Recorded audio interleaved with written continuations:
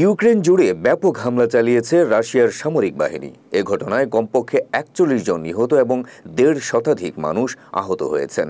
মঙ্গলবার এক প্রতিবেদনে রয়টার্স জানায়, সোমবার রাশিয়া প্রকাশ্য দিবালোকে কিয়েভের প্রধান শিশু হাসপাতালে হামলা চালায় এবং অন্যান্য শহরেও ক্ষেপণাস্ত্র বর্ষণ করে।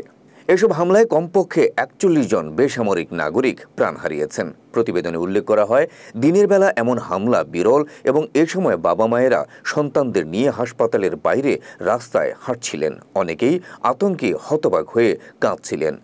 এক প্রতিক্রিয়ায় ইউক্রেনের প্রেসিডেন্ট ভলোদিমির জেলেনস্কি এ হামলার জন্য রুশ সন্ত্রাসীদের অবশ্যই জবাব দিতে হবে বলে হুঁশিয়ারি দেন। কেবল উদ্বিগ্ন হলেই সন্ত্রাস বন্ধ হয় না উল্লেখ করে জেলেনস্কি এ সময় পশ্চিমা মিত্রদের কাছ থেকে আকাশ প্রতিরক্ষার উন্নতকরণের দাবি জানান। এদিকে ভয়াবহ এই ঘটনায় হতাহতদের স্মরণে মঙ্গলবার দেশটিতে শোক দিবস ঘোষণা করেছে ইউক্রেন প্রশাসন।